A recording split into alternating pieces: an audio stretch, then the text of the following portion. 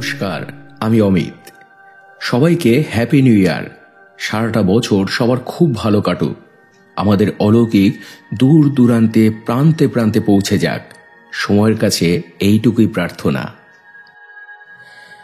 বন্ধুরা, আমরা মানুষ, রক্ত মাংসের শরীর আমাদের, কাজেই কখনো ভালো থাকবে কখনো খারাপ থাকবে, এটাই স্বাভাবিক। কিন্তু কি জানো তো, সব শরীর খারাপ যে স্বাভাবিক কারণেই হয় তা কিন্তু নয়। অনেক সময় এর পেছনে অনেক রকম কারণ থাকে, ভৌতিক অলৌকিক এইসব ব্যাপারও থাকে। কোনো অভিশাপ, কোনো খারাপ কিছুর প্রভাব, তার ফলেও কিন্তু অনেক সময় শরীর খারাপ হয়। যেমন শোনো না, ভূত দেখার পর অনেকেরই জ্বর আসে, কিন্তু শুধু জ্বর নয়, মাথা খারাপ পঙ্গু পর্যন্ত হয়ে যায় মানুষ। তেমনই একটা ঘটনা ঘটেছিল শিলচরের একটা এলাকায়, যেটা শেয়ার করেছে সৌরভ। অসংখ্য ধন্যবাদ তোমাকে ভাই ঘটনাটি শেয়ার করার জন্য।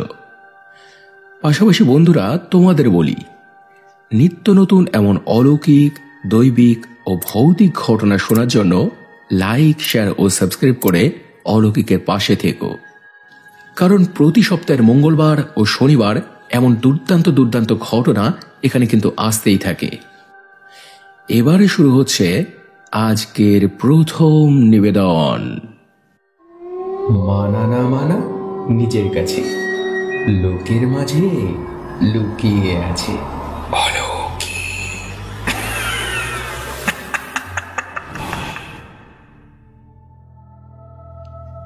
হাই দাদা, আমি সৌরভ, আসামের শিলচর থেকে বলছি। আজ আমি তোমাকে আমাদের এখানকার একটা ভৌতিক ঘটনা বলবো। খুব বেশি দিন আগের কথা না। চাকরি সূত্রে আমি বাড়ির বাইরে থাকি। তোমার মা একদিন আমাকে ফোন করে বলল, হ্যাঁ রে, কাকুলিকে চিনিস না? আরে সোমনাথের বোন, কাল রাতে গলায় দড়ি দিয়েছে জানিস? সে কি, কেন? আমি জিজ্ঞেস করলাম মাকে, কারণ মেয়েটাকে আমি ভালো করে চিনতাম। আর শুধু আমি কেন, সারা পাড়ার লোক চেনে। এত শান্ত আর এত মিষ্টি স্বভাবের ওরকম মেয়ে এখন দেখা যায় না। কেউ কোনোদিন ওর মুখে জোরে কথা শোনেনি।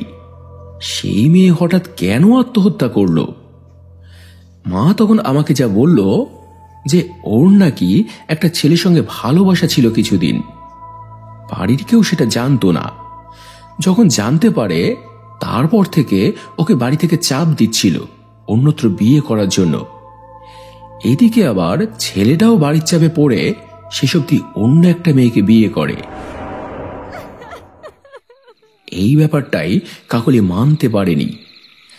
তাই একদিন রাতে সবাই ঘুমিয়ে পড়লে চুপি চুপিও উঠে বারান্দার পাশের ঘরটায় যায়। বাঁশ বেড়াতে তৈরি সেই ঘরটা, এখনকার ভাষায় যাকে স্টোর রুম বলে।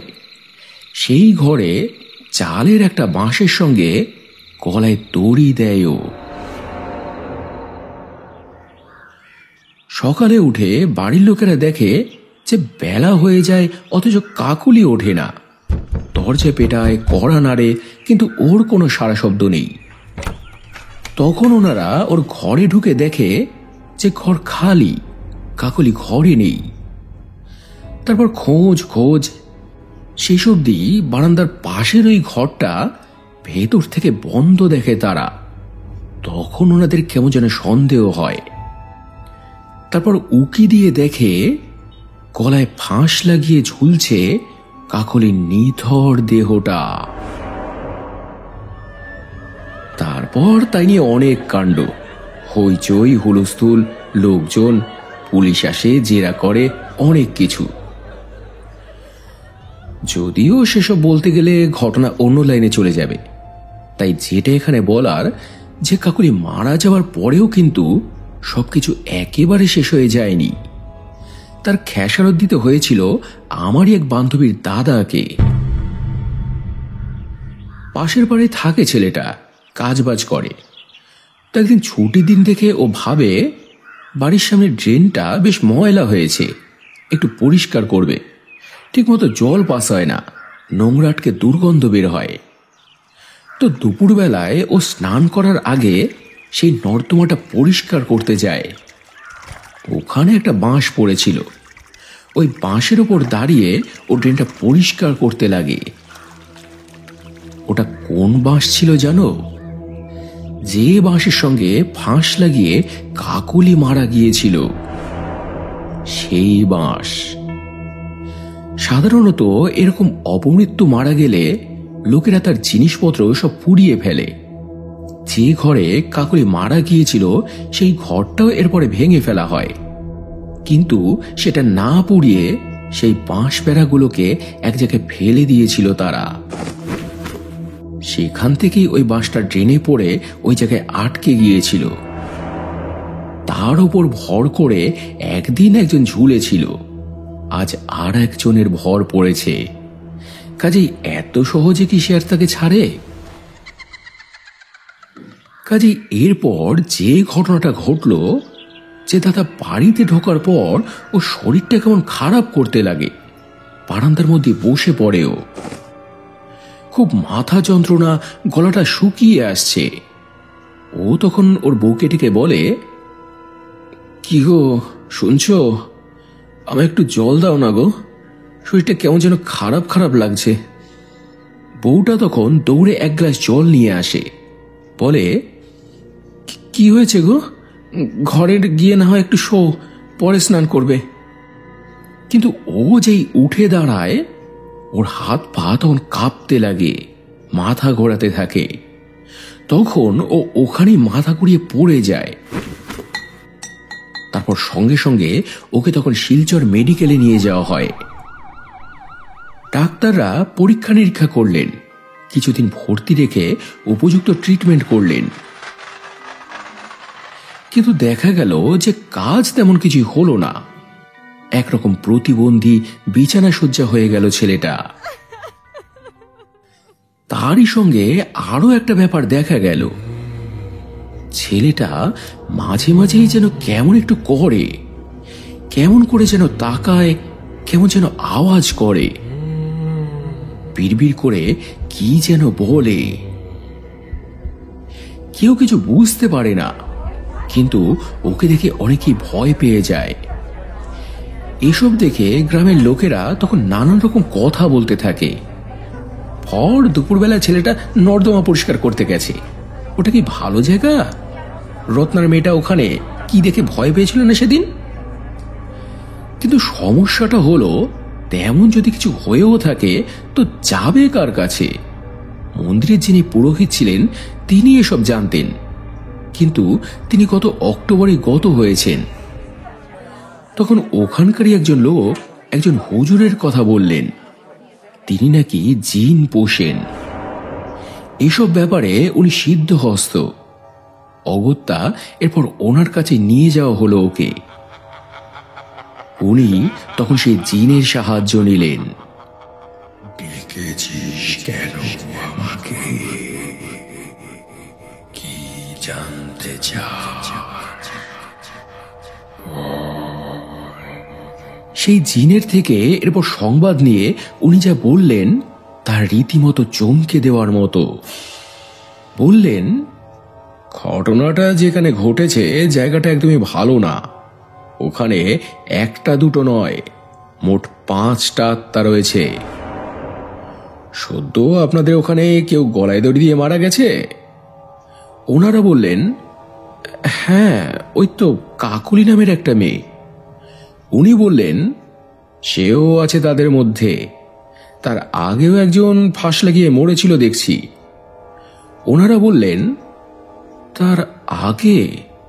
ও হ্যাঁ হ্যাঁ, জয়ন্তর বউ, শাশুড়ি বৌমার ঝামেলাতে গলায় দড়ি দিয়েছিল বউটা। এভাবে উনি একের পর এক মোট 5 জনের বিবরণ দিলেন। সঙ্গে এও বললেন, কাকলি নামের মেয়েটা যে বাঁশের সঙ্গে গলায় দড়ি দিয়ে ঝুলেছিল, সেই বাঁশটা নাকি এখনো ওখানে ওই রকমই পড়ে আছে। সবার আগে ওটা পুড়িয়ে দাও, না হলে কিছু করা যাবে না। তাই এরপর ওনারা সর্বপ্রথম সেই বাঁশটাকে পুড়িয়ে ফেলেন। তারপর সেই হুজুর দাদাকে 2টো তাবিজ দেন ওনাকে পড়ানোর জন্য, সঙ্গে কিছুটা জল পড়া, তেল পড়া, এসব নানান জিনিস। সেসব করে দাদা এখন অনেকটাই সুস্থ আছেন। কিন্তু জানলে অবাক হবে, সেই অশরীরীদের কিন্তু কিছু করা যায়নি, তারা এখনো ওই জায়গায় আছে। ফলে ওই জায়গা দিয়ে আসা যাওয়া করার সময় খুব সাবধানে আসা যাওয়া করতে হয়। তো এই ছিল বন্ধুরা আজকের প্রথম ঘটনা। ছোট হলো বেশ ভালো কিন্তু ঘটনাটা। তো এবারে চলে যাব আজকের দ্বিতীয় ঘটনায়। এটা শেয়ার করেছে পার্থপ্রতিম মহন্ত। অসংখ্য ধন্যবাদ তোমাকে ঘটনাটি অলৌকিকে শেয়ার করার জন্য। পাশাপাশি বন্ধুরা, তোমাদের বলি, এরকম ভৌতিক, অলৌকিক বা দৈবিক কোনো অভিজ্ঞতা যদি তোমাদেরও থেকে থাকে আর তোমরা এখানে শেয়ার করতে চাও, তাহলে ডেসক্রিপশনে দেওয়া এই নাম্বারে আমাকে হোয়াটসঅ্যাপ করতে পারো। যদি লিখতে পারো তো লিখে, না হলে ভয়েস মেসেজ করে বলতে পারো। তো এবারে শুরু হচ্ছে আজকের দ্বিতীয় নিবেদন।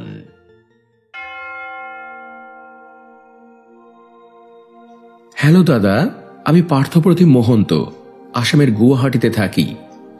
জাস্ট দুদিন আগেই আপনার চ্যানেলটা দেখলাম, মনসা ঠাকুরের ঘটনাগুলি শুনলাম। গায়ে কাঁটা দিয়ে উঠছিল শুনে, কারণ আমিও মা মনসার একজন ক্ষুদ্র ভক্ত। নিজের হাতে মায়ের পুজো দিই। যদিও আমাদের বাড়িতে মায়ের পুজো প্রচলন এতটাও সহজ ছিল না, অনেক কাঠখড় পোড়াতে হয়েছিল। সর্বোপরি মা নিজেই সাহায্য করেছিলেন। তিনি একের পর এক চমৎকার ঘটিয়ে শেষ অবধি আমাদের থেকে পুজো নিলেন। সেই ঘটনাই এখন বলছি। বরাবরই আমি একটু পুজো আর্চা করতে ভালোবাসি। তো গত মনসা পুজোর আগে আমার সঙ্গে একটা ঘটনা ঘটে। পুজোর দিন কয়েক আগে আমি একটা স্বপ্ন দেখলাম। মা আমার স্বপ্নে এসেছেন। তিনি নিজে আমাকে পুজোর বিধি বলছেন। আমার পুজোয় তেমন কিছুই লাগে না, ছোট্ট একটা পাত্রে একটু দুধ কলা, একটু ফুল দিলেই আমি খুশি। আমি তোর হাতে পুজো নিতে চাই, আমায় পুজো দে। সেই কথা শুনে আমি নিজের হাতে মায়ের পুজো দিচ্ছি দেখলাম। ছোট্ট একটা ঘট পেতেছি, আবার ছোট্ট একটা বাটিতে একটু দুধ কলা। মায়ের চরণে লাল পদ্ম, সাদা পদ্ম দিয়ে মাকে সাজিয়েছি, আর ধূপ দীপ দিয়ে মায়ের আরতি করছি দেখলাম। পরদিন ঘুম থেকে উঠে স্বপ্নটার কথা চিন্তা করলাম যে মা কি তবে সত্যি আমার হাতে পুজো নিতে চান, নাকি নিছকই এটা একটা শুধু স্বপ্ন। তো যাই হোক, নানান ব্যস্ততায় কথাটা আমার ঠিক খেয়াল ছিল না। কিন্তু এরপর হলো কি, দিন কয়েক বাদে ছিল শ্রাবণ পূর্ণিমা। মা, ভাই, আমি তিনজনেই একটি শিব মন্দিরে পুজো দিতে যাব। আমি আর ভাই স্নান করতে ঢুকেছি। এমন সময় মা হঠাৎই চিৎকার করে উঠল। সঙ্গে সঙ্গে আমরা ছুটে এলাম। মা বলল, দরজার কাছে দেখ। কি বলবো সে কথা, দরজার দিকে তাকিয়ে আমরাও তো চমকে উঠলাম। সামনে বিশাল আকার দুটো সাপ জোড়া লেগেছে। ওই দেখে আমরা তো খুব ভয় পেয়ে গেলাম। এর আগে এত বড় সাপ আমাদের চার চত্বরে কোথাও দেখিনি আমরা। আমাদের বাড়ির আশেপাশে কোনো ঝোপ ঝাড় জঙ্গল কিছুই নেই, একদম পরিষ্কার। তাহলে এটা এলো কোত্থেকে? এরপর দেখি আমাদের বাড়ির সামনে একটা গর্তে ঢুকে পড়ল সেই সাপ দুটো। তারপর আমরা গেলাম সেই শিব মন্দিরে পুজো দিতে। গিয়ে সেখানে ধূপ দীপ জ্বালালাম। এর আবার ঠিক দুদিন পরে বাড়ির দেয়ালে একটা কালী সাপ বেয়ে বেড়াতে দেখা গেল। অনেক চেষ্টা করেও সেটাকে কিছুতেই তাড়ানো গেল না। মাকে বললাম, মা, আমার তো টিউশনির টাইম হয়ে যাচ্ছে, আসলাম আমি। বলে এরপর আমি টিউশন পড়তে বেরিয়ে গেলাম। ফিরলাম যখন, মা তখন আমাকে বলল, একটা সাপ? তুই যাওয়ার পর দেখি 4-5টা সাপ। ওই দেখে তো আমার মাথাটা ঘুরে ওঠে। এসব কি হচ্ছে বলতো? এর আগে তো এসব হতো না। সত্যি সত্যি এসব হচ্ছেটা কি? বাড়ির ভেতরে তো কি, বাড়ির বাইরেও কোনোদিনও আমরা সাপ দেখিনি, কিন্তু এরপর থেকে একদিনও আর বাদ নেই।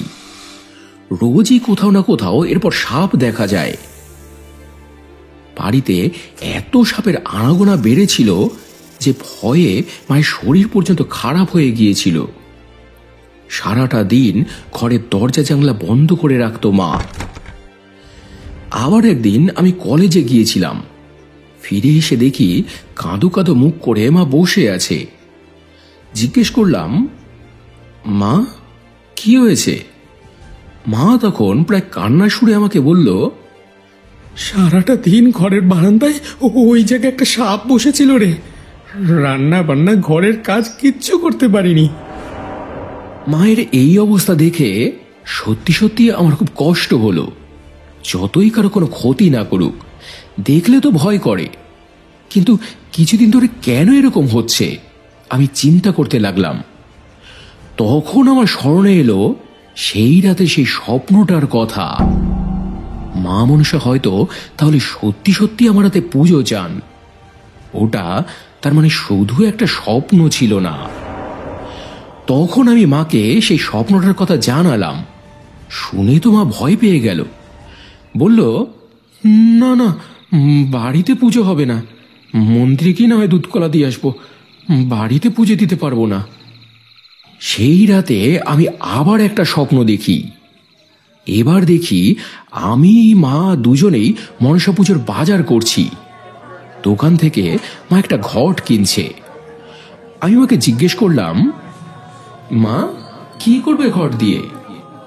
মা বলল, মনসা পুজোর জন্য ঘট বসাতে হবে না। পরদিন এই স্বপ্নটার কথাও মাকে জানালাম। মা দেখি তাতেও নারাজ, কিছুতেই উনি বাড়িতে পুজো দেবেন না। আমার তখন এটাই ভয় লাগছিল যে মা মনসা ভালোর ভালো, কিন্তু অসম্ভব রাগীও। বারবার করে পুজো চাওয়ার পরেও যদি পুজো না পান, তারপর যদি কোনো ক্ষতি করেন। তখন আমাদের পাশের এক মাসি আমার মাকে অনেক বোঝানোর চেষ্টা করেন। বাড়িতে এত সাপের উপদ্রব দেখে আমি প্রথমেই সন্দেহ করেছিলাম যে নিশ্চয়ই কেউ স্বপ্নরপ্ন কিছু পেয়েছে। মা যখন বারবার করে পুজো চাইছেন, ওনাকে নিরাশ করো না। সামান্য দুধ, কলা, ফুল জল যা পারো তাই দিয়ে ওনাকে পুজো দাও। বাড়িতে ছেলে পুলে আছে, বাচ্চা কাচ্চা আছে, যদি কোনো আপদ বিপদ কিছু হয় ভয় লাগে। এত করে বোঝানোর পর শেষে মাকে রাজি করানো গেল। বলল, আমাকে নিয়ে তো কোনো কথা নয় গো, কথা হল ওর বাবাকে নিয়ে। দেখবে উনি কিছুতেই পুজো দিতে রাজি হবে না, উল্টো অশান্তি করবে। সত্যি সত্যি তাই হলো। কথাটা বাবার কানে তুলতেই বাবা স্পষ্ট মানা করে দিল, না না, বাড়ির মধ্যে মনসা পুজো একদম না। আর তোমাদের মা ছেলেকে বলে দিলাম, মন থেকে এসব হাঁটাও। স্বপ্ন দেখলেই কি তাকে সত্যি করতে হবে এমন কোনো কথা আছে? ফলে এরপর থেকে বাড়িতে পুজোর আলোচনা একেবারে বন্ধ। কারোর মুখে এই নিয়ে আর কোনো কথা নেই। আমার সেই মাসি তখন একদিন আমাকে বলল, যা হচ্ছে ঠিক হচ্ছে না রে, যেমন তেমন দেবী নয়। চাঁদ সদাগরের কাহিনী পড়িসনি? কি অবস্থা করে ছেড়েছিল। পুজো যখন নেবে বলেছে ঠিক নিয়েই ছাড়বে, দেখিস। শোন না বাবা, তুই বরং একটা কাজ কর, আমি কিছু টাকা দিচ্ছি, টুকটাক যা লাগে তুই বাজার করে আন। বাবা কাজে বেরিয়ে গেলে তখন চুপচাপ পুজো দিয়ে দিস। কিন্তু মাসির এই কথায় আমি রাজি হলাম না। বাবা কাজে বেরিয়ে গেলে নয় পুজো দিলাম, কিন্তু কাজ থেকে ফিরলে তখন তো সব দেখবে, সব জানতে পারবে, তারপর কি অশান্তি হবে ভেবে দেখেছ? মাসিও কথাটা চিন্তা করে দেখলো যে কথাটা সত্যি। এদিকে শনিবার হলো মনসা পুজো, আজ বৃহস্পতিবার, মাঝে আর একদিন মাত্র বাকি।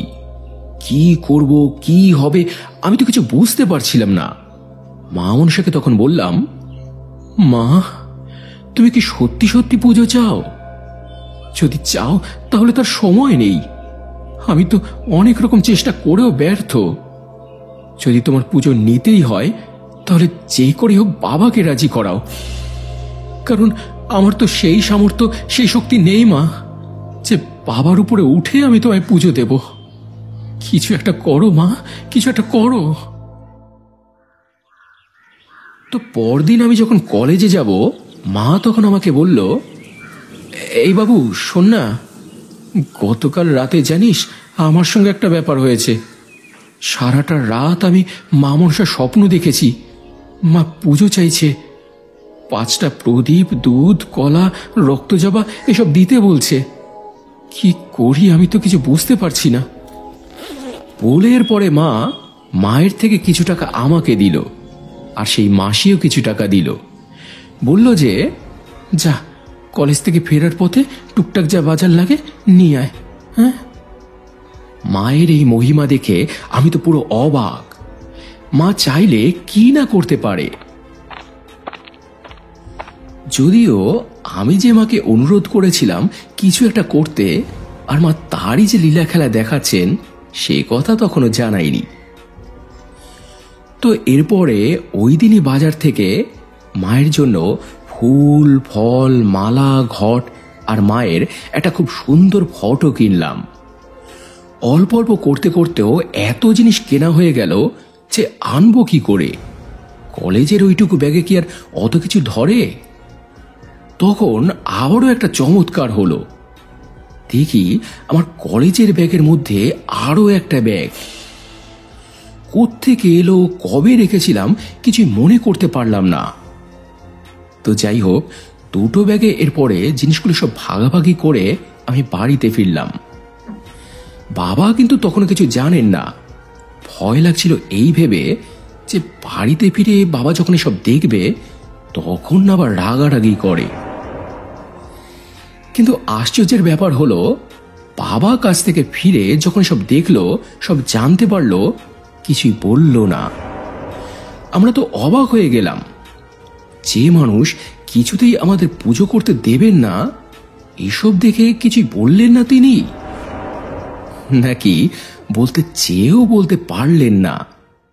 মাই কি ওনার মুখ বন্ধ করে দিয়েছিল কিনা তাই বা কে জানে। তো যাই হোক, পরদিন শনিবার, মায়ের পুজো। স্নান করে উঠে গাছ থেকে বেলপাতা পাড়তে গেলাম। আমার মা তখন আমাকে বলল, ওই গাছ থেকে বেলপাতা নিবি, কিন্তু ওই গাছে তো এখনো ফল হয়নি, আর ফল না হলে গাছের পাতা তো কোনো কাজে লাগে না। কিন্তু দাদা, এখানে আরো একটা চমৎকার হলো। যে গাছে এর আগে কখনো বেল হয়নি, সেই দিনই দেখি ওই গাছে পাতার আড়ালে বড় একটা বেল হয়ে আছে। চমৎকার ছাড়া কি বলবে এটাকে? যত রকম বাধা বিপত্তি মা যেন নিজেই সবকিছু সমাধান করে দিচ্ছেন। আর সব থেকে বড় চমৎকার এটাই লেগেছিল যে যে মানুষটা পুজো করতে দেবেন না বলেছিলেন, সেই বাবাই কাজে বেরোনোর আগে স্নান করে মায়ের পায়ে প্রথম রক্তজবাটা দিয়েছিলেন।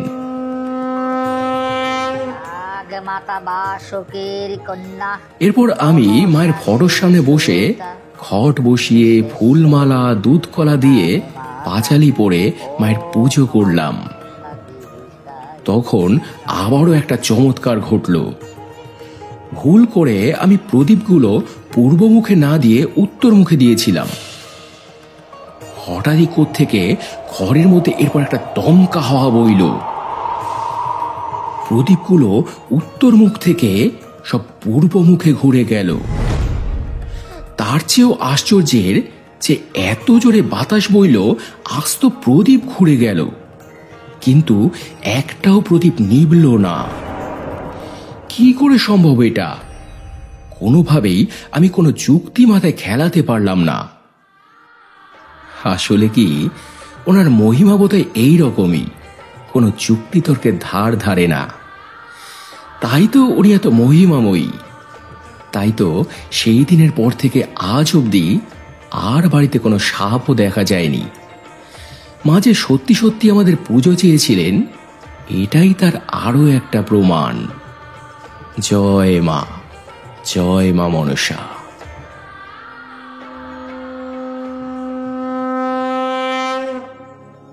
তো এই ছিল বন্ধুরা আজকের দ্বিতীয় ঘটনা, চমৎকারের একটা ঘটনা।